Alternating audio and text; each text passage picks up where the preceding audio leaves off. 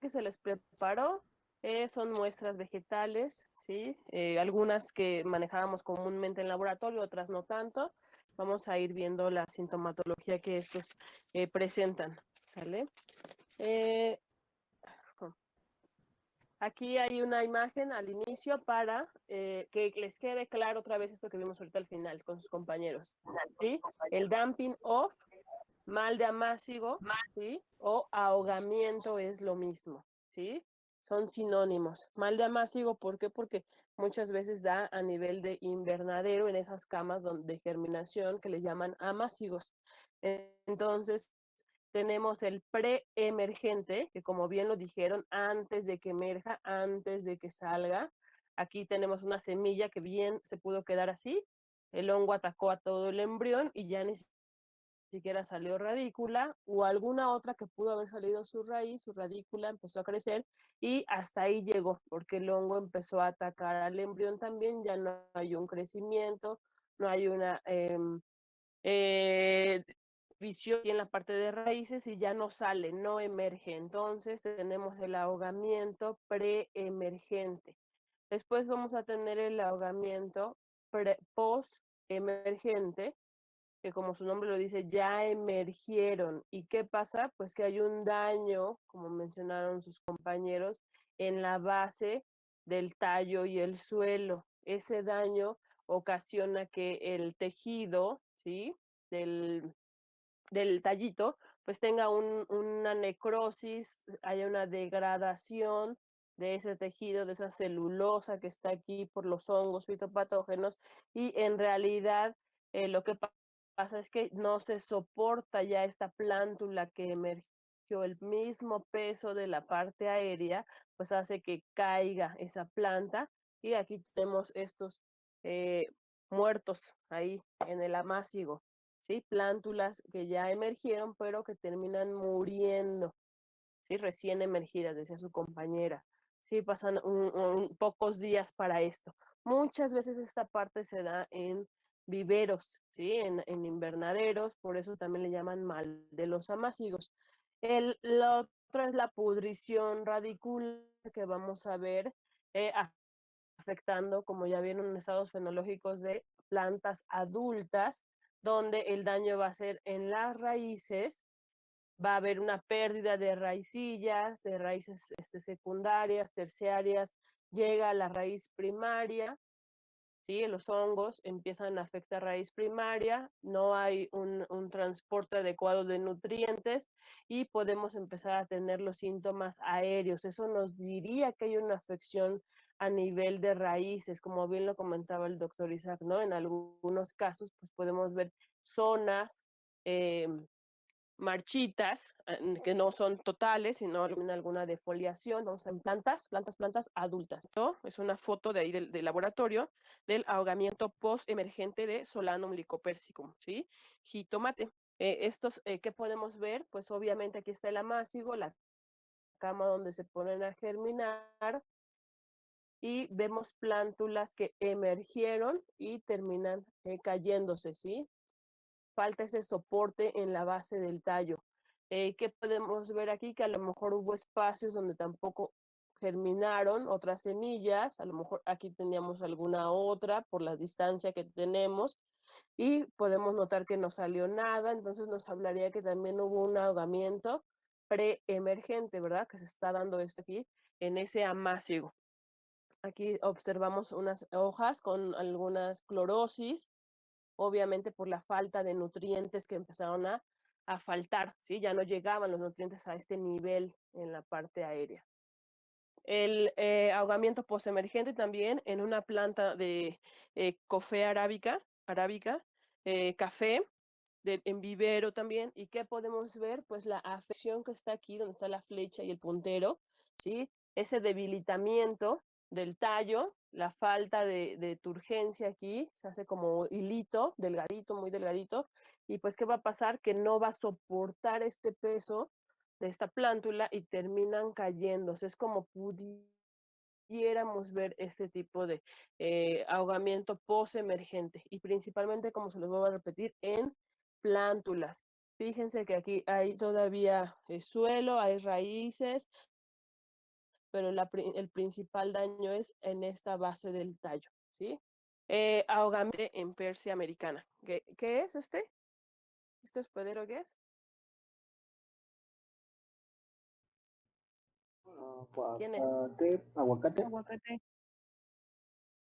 Aguacate. Sí, hace ratito les dijeron el nombre científico del aguacate a sus compañeras. Es aguacate. Fíjense cómo está muy padre esta foto, porque podemos ver las semillas en el inciso A, ¿sí? Donde hubo ese ataque a nivel del embrión, hubo una radícula, una raíz, ¿sí? Hay algunas raicillas por aquí, pero el daño en realidad ocasiona que ya no siga desarrollándose ese embrión y tendríamos en estos dos casos pues un ahogamiento eh, preemergente, ¿sí? Y en el caso de la imagen B, también se ve que hubo un daño en esta parte del embrión. Hay una producción de tallo, se ve el tallo, emergió y aquí es donde ya vemos esta parte de los cotiledones, de las hojitas muertas, ¿no? Fíjense en esta raíz, que en realidad ya no hay raicillas, ¿sí? No hay eh, eh, pelos absorbentes, no hay nada.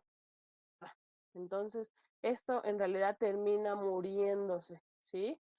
Para nosotros, ¿qué parte tomarían para hacer el aislamiento?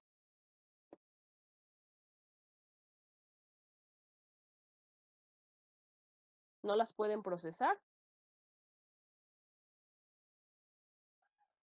¿De dónde podemos hacer aislamiento de este tipo de muestras?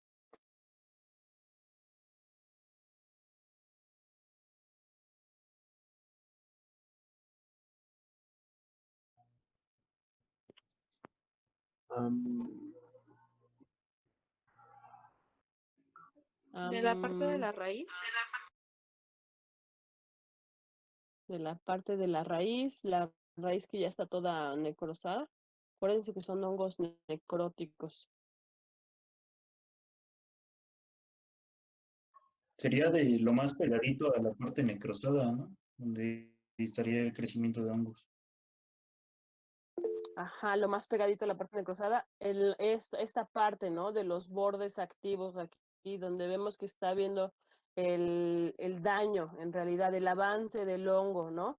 Aquí me habla que empezó a invadir, dejó que creciera, pero en realidad el hongo está avanzando, ¿sí? Entonces tendríamos que tomar en esas partes del avance de la lesión, probablemente en esta zona, aquí donde está el puntero en ¿sí? En este caso también, a lo mejor acá, ¿sí? Donde vamos viendo esa parte del síntoma, ¿sí? La necrosis con el tejido todavía que se ve sano. De ahí podemos tomar, ¿sí? En realidad cuando hacemos o buscamos hongos, pues buscamos esos bordes de la lesión, donde está el avance del hongo, acuérdense. Entonces sería esa parte para poder aislar. Aquí tenemos un ciprés abanico, ¿sí? De los arbolitos que estaban ahí en biológicas, o que están algunos ahí por el puente, de todo ese jardín. Si se fijan aquí, lo que podemos notar es que hay una parte, ¿sí? De toda esta zona de este lado ya está sin hojas, empieza a haber una muerte, ¿sí? Muerte de estas ramas, y todavía alcanzamos a ver esta zona bien. Es sana, aparentemente sana, ¿no? Un costado aparentemente sano y un costado que en realidad ya hay una necrosis, hay una muerte, y eso nos estaría hablando de que hay un daño a nivel de raíz, ¿sí? Pensaríamos si es es falta de agua si toda estuviera así, ¿no? Pero solamente es una zona localizada la que se empieza a morir de las ramas. Entonces nos habla de que en algún punto de todo este sistema de raíces, obviamente varias raíces pues van llevando nutrientes a diferentes partes. Entonces esta parte que está acá, donde se está llevando a cabo la nutrición, ¿sí? Las raíces que están llevando a cabo la nutrición para esta zona están afectadas, ¿sí? Tendríamos que buscar aquí quitar raíces con los síntomas que les comentaron algún descortezamiento a veces, ¿sí? Para tomar muestra y poder aislar esos hongos. Aquí tenemos otra planta, datura, ¿sí? Duranta erecta, con síntomas de pudrición. Ustedes pueden decir, ¿y esa planta qué? Pues lo que podemos ver en realidad es que hubo una fuerte defoliación, ¿sí? Una fuerte defoliación, la planta todavía estaba ahí erguida, ¿no? Pero ya no tenía hojas. Tendríamos también que retirar el exceso de suelo, lavar y ver en qué estado están las raíces, la base, ¿sí? Del tallo, para observar si hay algún síntoma. Pero esta parte aérea pues nos habla en realidad de que ¿por qué se le cayeron las hojas? Pues no es así como que no, pues ya por clima o por cambios, ¿no? Que hay plantas que se tiran hojas. Pues no, este en realidad no. En realidad, si no tiene hojas, nos habla de que hubo eh, ¿cómo se llama? Me molesta. Una defoliación, ¿sí? Una defoliación, perdón. En este, sí, Azalea pigmea, fíjense, también podemos ver ese síntoma de algunas zonas, algunas ramas vivas, todavía con hojas verdes, ¿sí? Y una parte ya con ramas, en realidad con esa defoliación, solamente está la ramita. Entonces, esto nos habla de que la planta está teniendo una afección a nivel de la raíz y que está muriendo rápidamente o lentamente. ¿Cómo lo ven? Lentamente. Lento. Está muriendo lentamente, ¿no? En realidad, fíjense, el avance se está dando, como decíamos, en la pudrición radicular va afectando raicillas, raíces secundarias, raíz principal. Aquí se ve que se empezó a alojar en algunas raíces secundarias, empiezan a morir zonas de la planta, va muriendo lentamente esta pobre planta, ¿sí? El hongo está avanzando cada vez más que va a llegar el momento donde pues ya no encontremos ni estas zonas vivas todavía ni con hojas. También tendremos que obviamente leer los síntomas, ¿sí? En este ejemplar tenemos frijol, Phaseolus vulgaris, ¿sí? Con síntomas de pudrición radicular. Si se fijan, aquí están las plántulas, ¿sí? Bueno, plantas, en realidad ya son plantas adultas estas, han de tener por lo regular más de medio año, yo creo, porque las volvemos a usar. No, medio año no, estoy exagerando. Unos 2 meses a lo mejor, unos 2 meses, porque son de las que usábamos luego para tizones y las vamos dejando en invernadero y empieza a haber una pudrición radicular en esas plantas. ¿Y qué podemos observar? Pues síntomas como los que les comentaban, de color rojizos a marrón, ¿sí? La pérdida de raíces secundarias, fíjense, en realidad aquí no hay casi raíces secundarias, entonces no hay de dónde absorber nutrientes, todas esas raíces en realidad se destruyen por la degradación de los hongos, también en esta planta de acá y en el acercamiento que tenemos, pues el daño en esa porción de la base del tallo y las raíces, fíjense, esta es la base del tallo, raíces, y tenemos esta mancha marrón o rojiza a veces, ¿sí? Muy, muy rojiza. Entonces, de esta planta, yo les esta sintomatología con ese manchado para aislar. Procesaríamos todas estas de aquí abajo. Procesaríamos aquí en medio o aquí arriba. ¿Qué porción podemos utilizar para el aislamiento?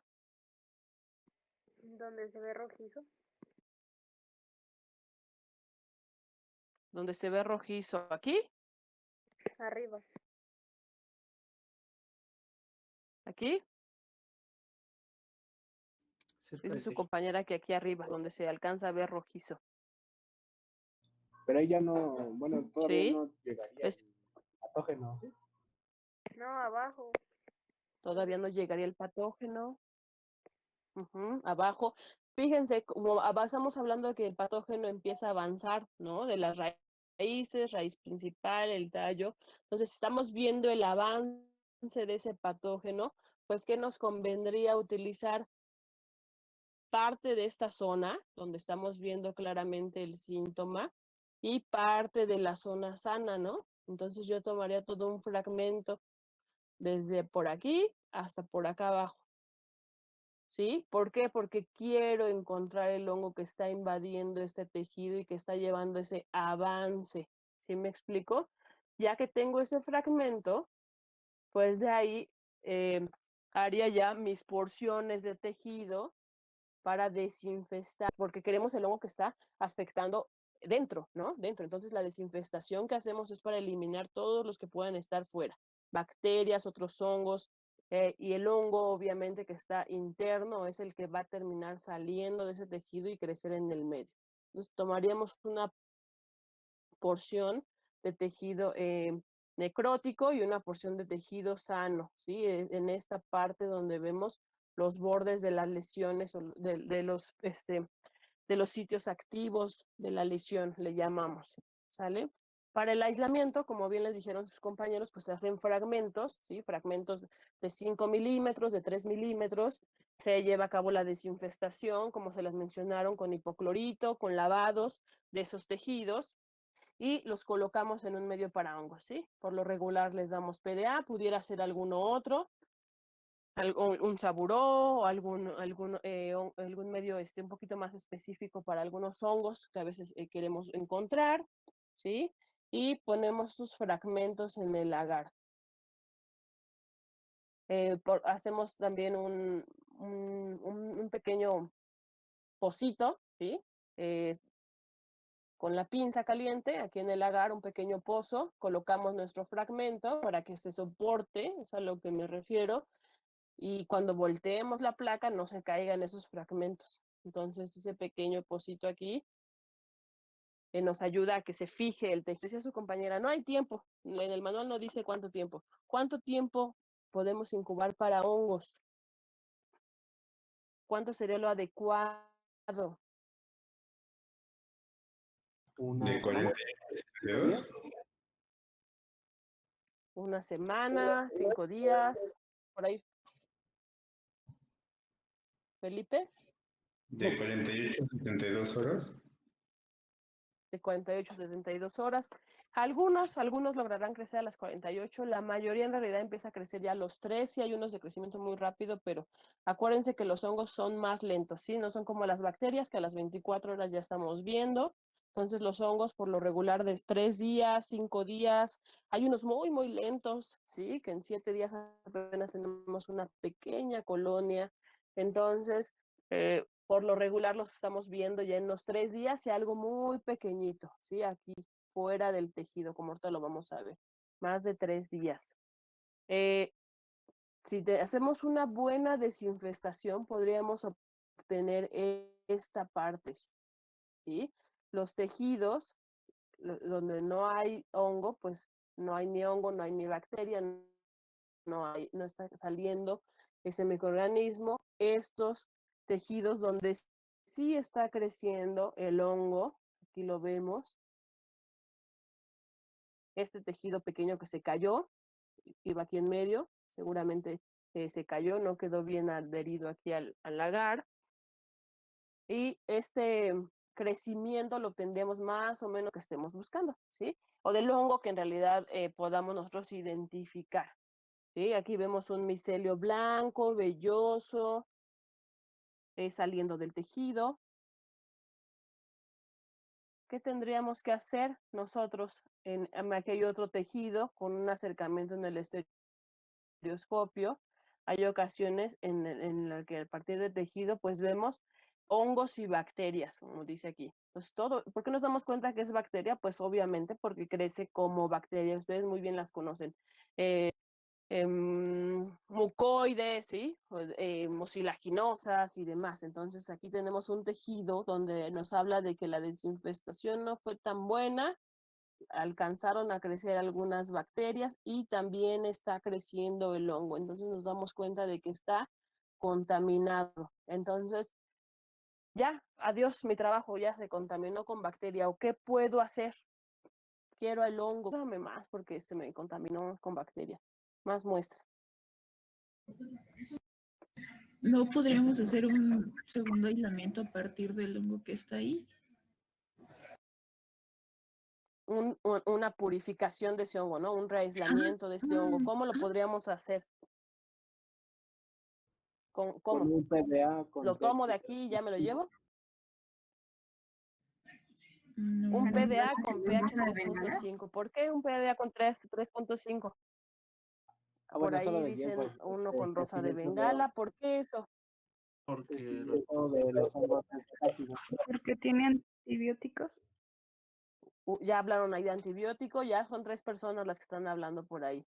A ver, el para que dijo tratar del pH, ¿por qué? Comúnmente las bacterias no crecen a ese pH y los hongos sí. Y los hongos sí, ok, bajaríamos el pH al medio. ¿Con qué se lo puede bajar? Ácido tartárico en el medio PDA. Ácido Ajá, tartárico un ácido de tartárico sería muy bueno. Ajá, ok. El que habló de rosa de Bengala, ¿por qué? Bueno, nos comentaron el mico que era para muestras más o menos contaminadas. Además, hay unos que tienen cloranfenicol, entonces inhibiría el crecimiento de bacterias directamente. Sí, algunos colorantes inhiben los crecimientos de bacterias, ¿no? Entonces, por eso también usamos rosa de Bengala. El otro que mencionó antibióticos, no estoy viendo quién, por eso no sé sus nombres, perdón. ¿Quién Sí, mencionó es por ahí? que también decía del rosa de Bengala porque tiene antibiótico y puede inhibir las bacterias. Ah, ok. Entonces, el rosa de Bengala como colorante inhibe algunas cosas, pero también se adiciona con antibióticos porque inhibe algunas bacterias, ¿no? Pero nosotros no tenemos para esos gastos, ni ácido tartárico, no tenemos nada de eso. Entonces, ¿qué hacen?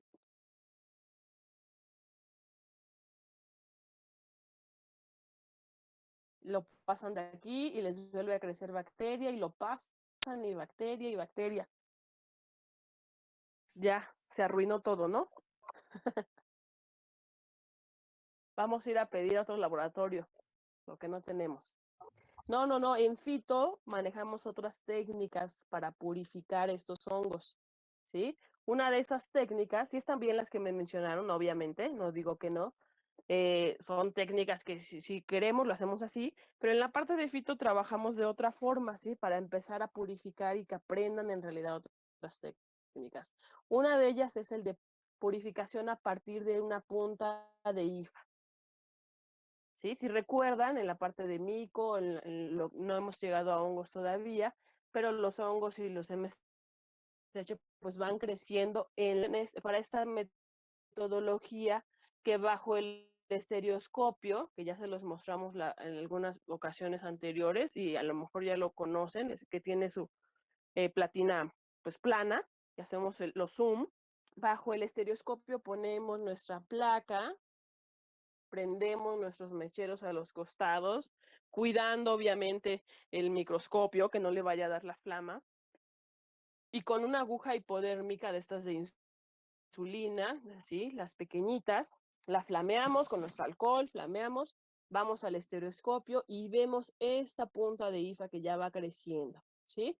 Entonces, ¿qué hago con esa aguja que flameé, ya enfrié? Pues rompo tantito el agar, ¿sí? Una pequeña lentejuelita aquí, alrededor de esa punta de IFA, ¿sí? Y me la llevo a un medio de PDA otra vez, ¿sí? Y ya de ahí yo estoy asegurándome que esta punta de IFA en realidad está limpia, ¿sí? No hubo tanta contaminación de bacteria, tal vez si la bacteria anda por acá, pero aquí tengo esta punta limpia, pues me la traigo y la resiembro en otro medio, ¿sí? La otra técnica que tenemos es la de media luna. Tal vez mi aislamiento salió con esta bacteria por todos lados, ¿sí? Hay mucha cantidad de bacteria, no alcanzo a distinguir dónde está bien mi punta, o tal vez ya veo, pero mi punta está muy pegada al desarrollo bacteriano, entonces no sé si ya viene mezclado, ¿sí? Porque crece más rápido la bacteria. ¿Qué hago? Pues la otra técnica, ¿sí? La otra técnica que utilizamos es la de media luna.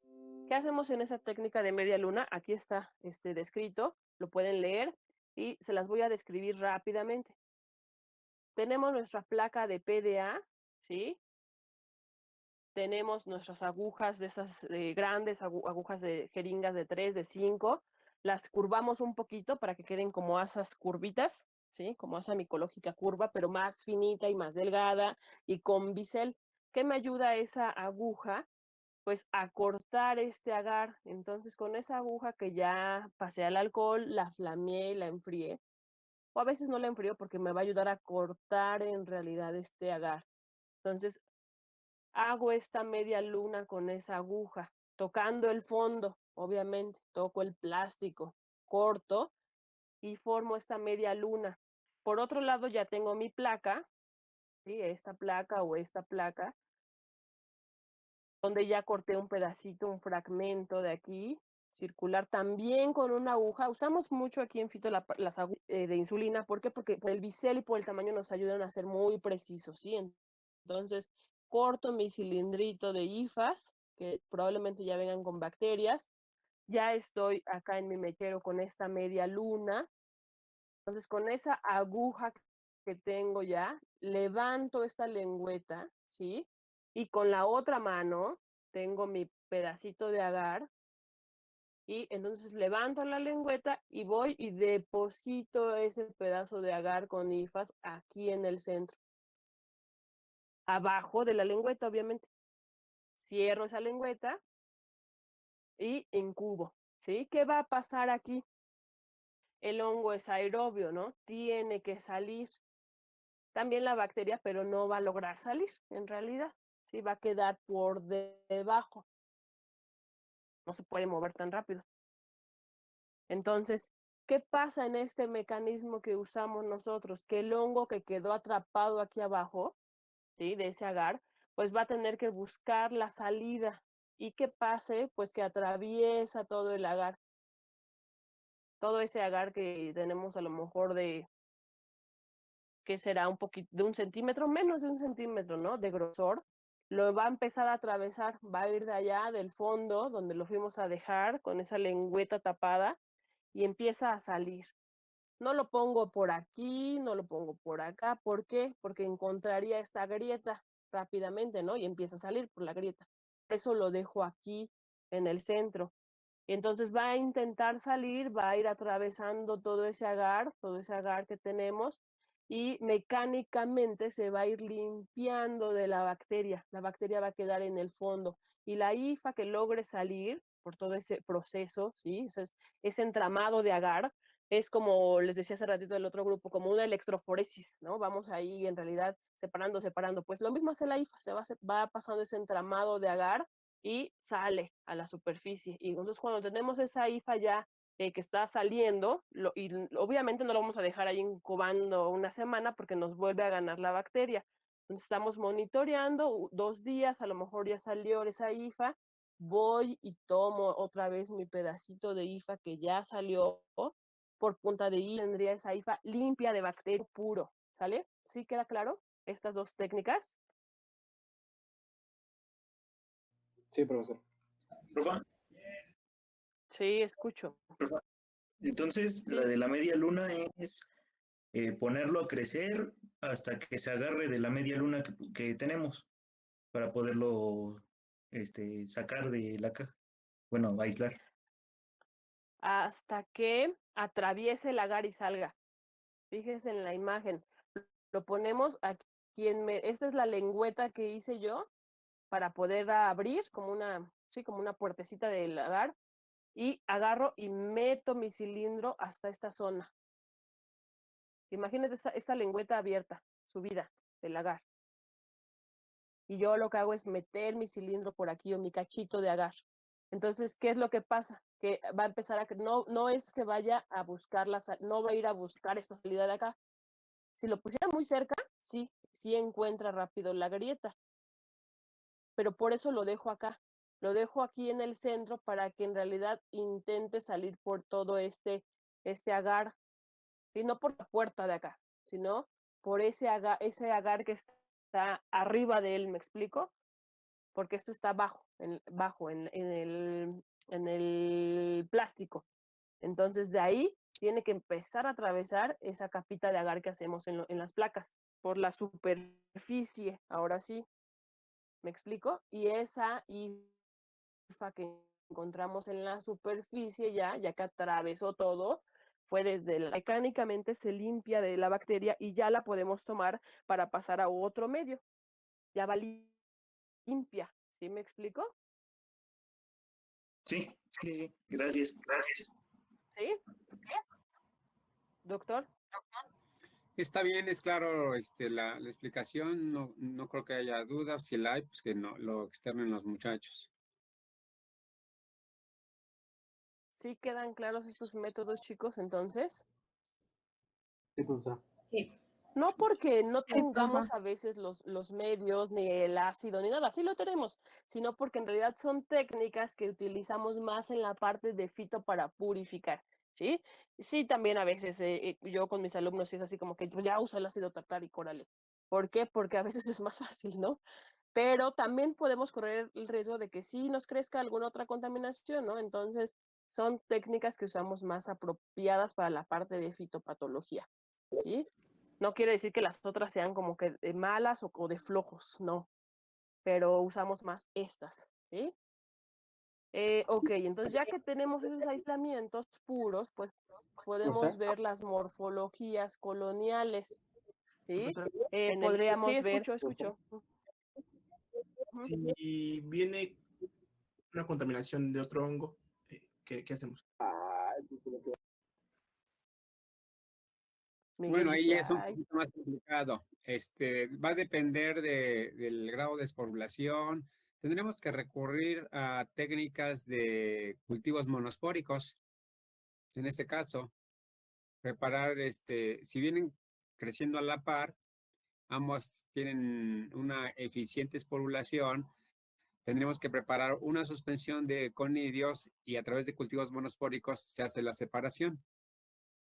O intentar incluso también por punta de IFA, que es un poco más complicado. No se podría, por ejemplo, ver la morfología microscópica y así saber cuál es la contaminación y cuál es el patógeno. Sí, bueno, independientemente de eso, tendrías que someterlo a un cultivo monospórico para hacer la separación. Ok. sí, la microscopía te va a ayudar a ver cuáles son, pero a lo mejor acá en la parte de la placa pues están muy mezclados y entonces como dice el doctor, un cultivo monospórico te va a ayudar a diluir. ¿Qué hacemos en los monospóricos? Los vamos a ver cuando veamos hongos, pero son diluciones, ¿sí? Son diluciones de esas estructuras, de esos conidios o demás, y lo estamos observando bajo el estereoscopio para ver de ese conidio cómo sale esa hifa. ¿Sí? Que de esa célula de conidio salga una hifa, ya nos asegura que es solo uno, no todo un enmarañado ahí de hifas, ¿me explico? En ese enmarañado de hifas, pues no sabemos cuál hifa es de cuál, pero ya cuando vemos que germina ese conidio y que está dando lugar a esa hifa, pues estamos asegurando que de ahí viene, que es una sola célula, ¿sí me explico? Sí, profesora. Ok. Ok, bueno, entonces tendríamos ahora las morfologías, ¿sí? En el caso del aguacate, de algunos otros hospederos afectados también por Phytophthora, pues veríamos colonias con esta apariencia, ¿sí? Esa apariencia petaloide en forma de flor, de camelia, a veces dicen, estrellado, sus compañeros dijeron arrosetado, ¿no? También. Entonces, son formas en realidad que tienen un crecimiento deprimido a intervalos, ¿sí? Van creciendo como formas petaloides, como formas estrelladas, va creciendo poco a poco, por eso se dice deprimido a intervalos, crece y forma esto y luego vuelve a crecer y va creciendo así como en tiempos, ¿me explico? Y por eso forma en realidad esta parte de flor para Phytophthora. Microscópicamente, ¿qué veríamos? Ya nos dijeron que era un MCH, ¿sí? Al ser un MCH, pues veríamos ese micelio cenocítico y alino, y Phytophthora produce esporangios de tipo alimonados, ¿sí? Ovoides, piriformes, que pueden presentar papila, ¿sí? Esta es la papila, esta estructura que ven aquí, o no, algunos no tienen papila, sus compañeros les presentaron una imagen de uno que no tenía papila, se veía como chatito, ¿sí? Limoniformes también decimos. Entonces vamos a ver este tipo de estructuras que nos ayudarían entonces a identificar que se trata de Phytophthora o del micelio coraloide, ¿no? También es algo que nos ayuda a identificar estas fitóftoras. En el caso de Pythium, también es otro MCH, un micelio blanco, ¿sí? Muy como algodonosito, velloso. Bueno, es más, yo lo veo siempre más algodonoso, de hecho. Pero creo que Sí, reportan que es como velloso, ¿sí, no? incorrecto, sí. Ujú. Es más Entonces, algodonoso. este aspecto es muy, muy blanco, ¿eh? ¿Lo ven? Ajá, lo ven y es muy, muy blanco, como dice el doctor, muy algodonoso. Sus compañeras en la presentación de ellas venía como un hoyito. No sé si por ahí las vamos a dejar en el classroom. Venía como un hoyo aquí, pero les comento que cuando lo tocamos a este Pythium, como que se desinfla, como que el micelio se desinfla y se baja, baja, entonces queda como sumido y queda como pegado aquí al medio. De hecho, es como muy chiclosito este hongo a la hora de que lo trabajamos. Como que se desinfla, ¿sí? Pero este es un típico Pythium. Microscópicamente, ¿qué veríamos? A diferencia de Phytophthora, este produce esporangios esféricos, ¿sí? Esporangios esféricos. Podríamos ver también osporas, ¿sí? Acuérdense que es una de las estructuras de resistencia para los MSHs, la producción de osporas que vienen a partir de la interacción, que ya estuvimos hablando del ogonio y el anteridio, el hialino cenocítico al ser MSH. Rhizoctonia, un micelio melánico,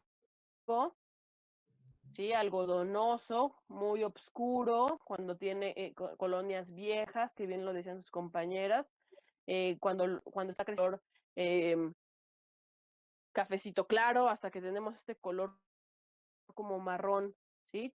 Como estructuras de resistencia forma esclerosios.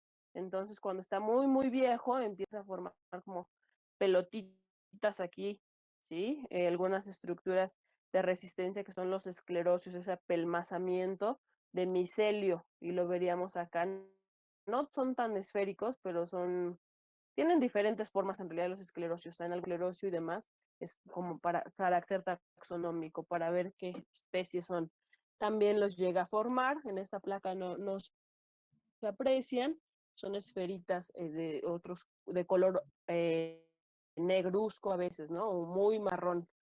En la parte microscópica que veríamos de Rhizoctonia, pues un micelio septado melánico, ¿sí? Es un hongo verdadero y lo característico es las ramificaciones en ángulos rectos, ¿sí? Y que tenemos una pequeña constricción aquí o angostamiento en esa ramificación, se angosta un poquito y hay un septo, ¿sí? Inmediatamente de esta célula que tenemos aquí. Recuerden que los septos pues van dividiendo las células en realidad. Entonces, eso es lo característico de Rhizoctonia. No produce esporangios como los MSH, no produce conidios como otros hongos. Entonces, lo característico en este género es ver este tipo de micelio, ¿sí? Pigmentado o melánico con esos ángulos rectos, la constricción aquí y el septo. Los fusarium, ¿sí? Podemos tener fusarium con un color muy blanco, con un poquito violeta, rojo, salmón, ¿sí? Algunos, dependiendo de la especie, tienen esas diferentes tonalidades. Por lo regular, vellositos, ¿sí? Y en microscopía, ¿qué podemos ver? Pues son producción de macroconidios, ¿sí?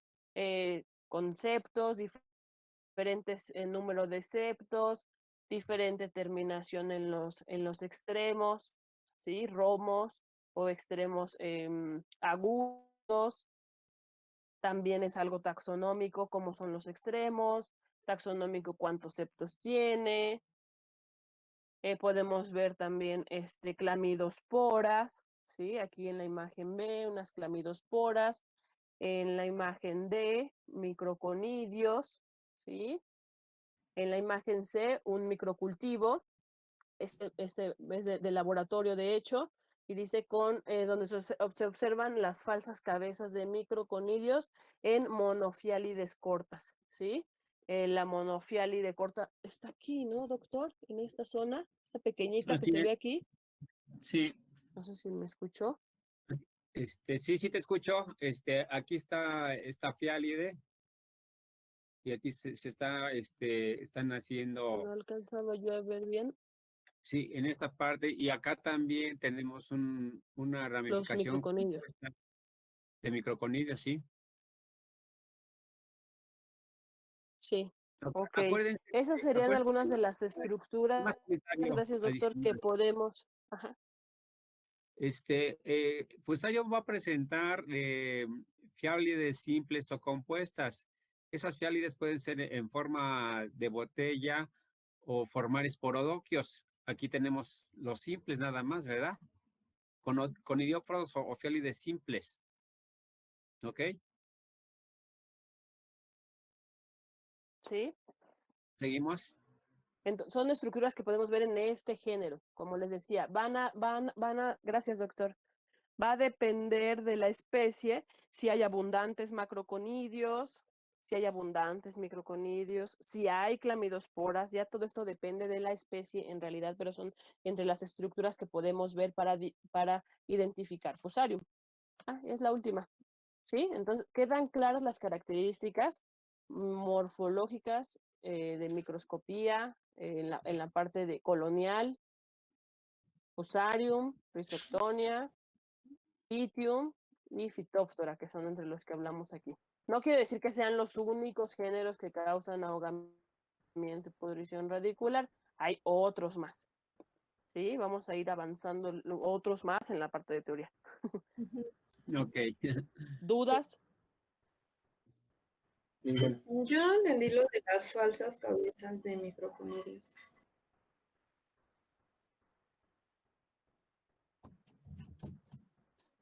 ¿Sí?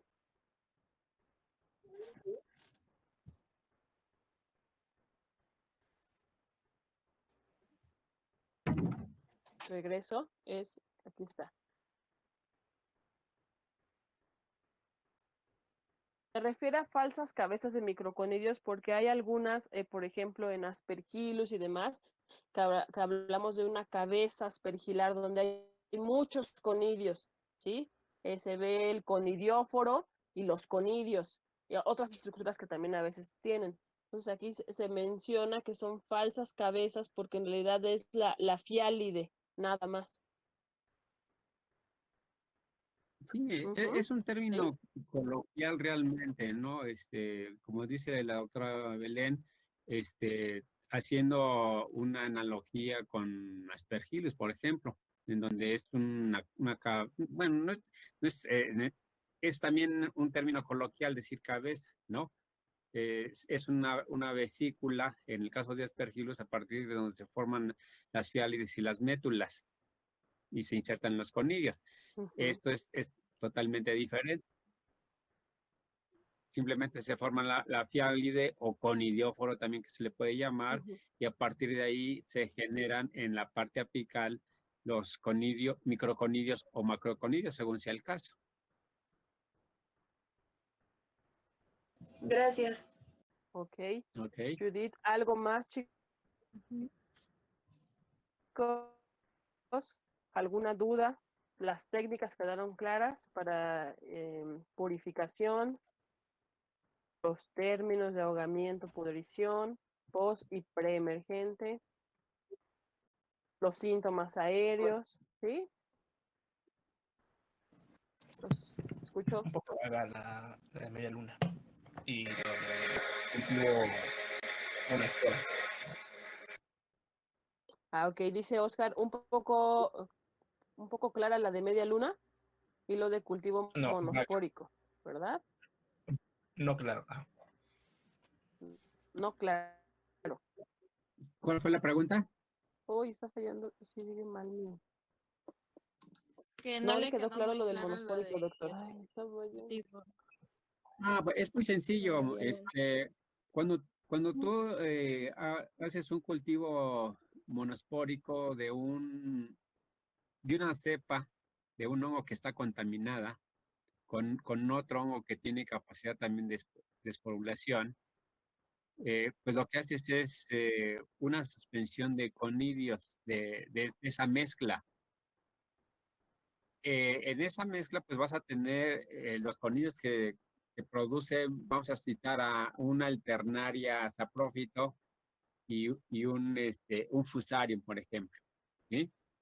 Entonces, como se dificulta hacer la separación por punta de IFA, cuando tú haces tu suspensión, haces una serie de diluciones, ¿ok?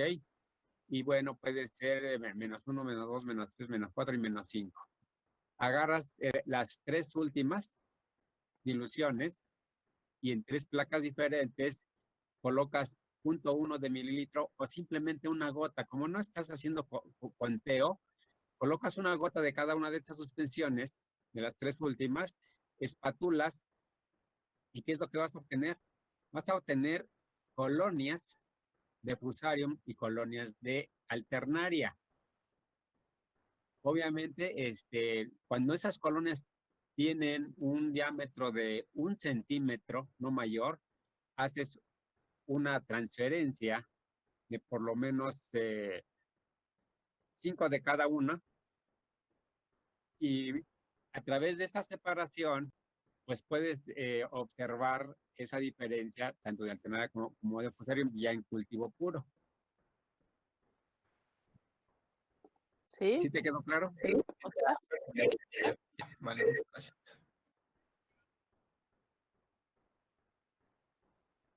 El asunto se complica cuando a lo mejor no hay la esporulación de ambos, ¿no? Vamos a pensar en Rhizoctonia y en Fusarium, por ejemplo.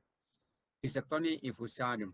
Ahí podríamos atender a la velocidad de crecimiento, ahí podríamos quizás someter a consideración la punta de IFA.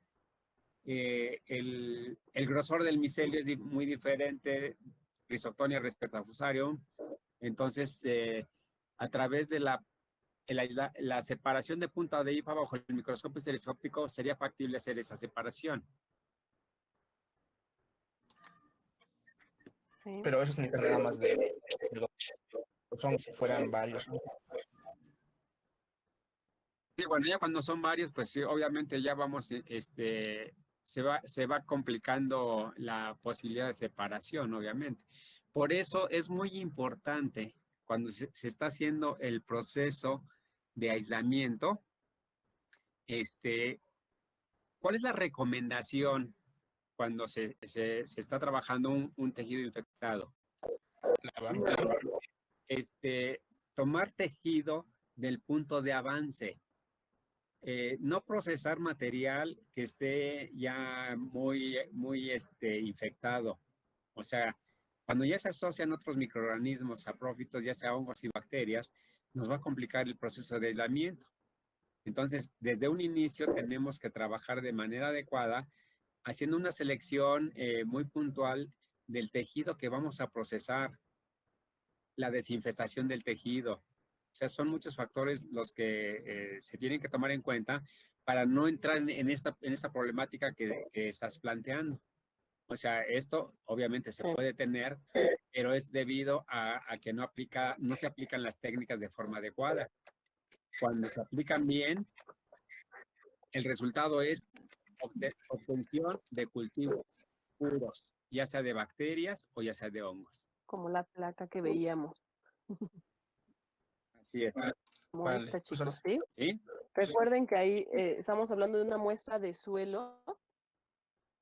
Estuviéramos hablando de procesar una muestra de raíz y demás, pues como decía Oscar también, ¿no? Aplicar una técnica de lavado, quitar el suelo, a lo mejor le hacemos un lavado primero con agua jabonosa o con agua de la llave, ¿sí? Y ya después hacemos nuestra desinfestación de hipoclorito, a lo mejor manejamos algunos tejidos a una concentración alta, algunos tejidos a una concentración baja, a lo mejor algunos con un tiempo mayor, un tiempo menor, depende, ¿no? Depende en realidad,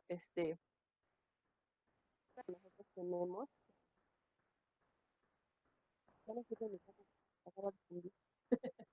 de la muestra de los tejidos, ¿sí? Esa desinfestación, ese proceso que le vamos a dar para evitar exactamente tener un exceso de contaminación.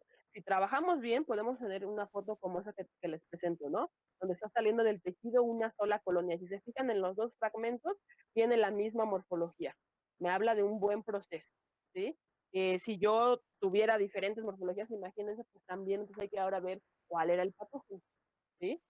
Si me salieron 5 diferentes o hongos, o 3 a lo mejor, habría que ver, ok, cuáles son las características, este es el patógeno, este es saprófito, a ver, pero a lo mejor vienen varios hongos desde este punto, ¿no? Obviamente emplear bien las técnicas de desinfestación, de selección de esos bordes de la lesión que les decía, ¿no? Los bordes activos de la lesión es donde en realidad va el avance del patógeno y pues nos vamos a encontrar con ese fitopatógeno en abundancia, y más que los saprófitos de un tejido necrosado. Doctor. Sí, es correcto, sí. Todo se basa en una buena selección del material, buena aplicación de las técnicas para no complicarnos la existencia, ¿verdad?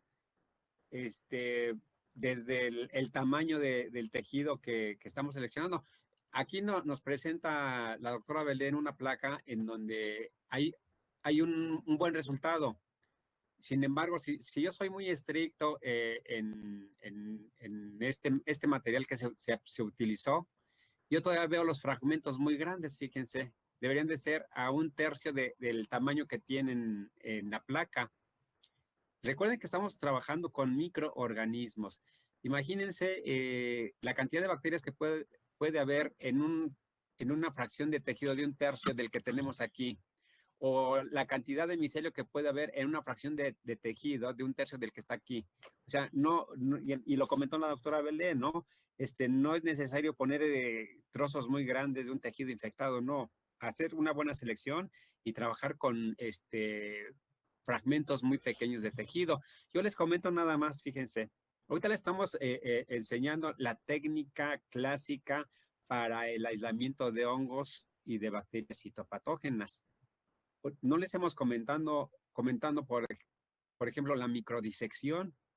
En la microdisección, jóvenes, incluso ni siquiera se utiliza hipoclorito de sodio, únicamente se utiliza un microscopio estereoscópico, una aguja para insulina y la habilidad que se tenga para obtener una fracción de tejido de menos de 1 milímetro, lo que alcanza a agarrar la punta de la aguja una vez que levantamos la cutícula y la epidermis de los tejidos. Y de ahí extraemos parte del tejido en empalizada, ¿verdad? Del parénquima en empalizada, en donde ya sea que sea una infección por bacterias o por hongos, imagínense la dimensión, pongan esto en su cabeza, la dimensión que tiene el tamaño de un tejido de la punta de una hoja para insulina. Y de ahí se obtiene un aislamiento de hongo o de una bacteria. Estamos hablando de microdisección, que obviamente aquí la comentamos y ya aplicarla de forma ya práctica, pues no es tan sencillo, sí se requiere de experiencia. ¿Ok? Sí.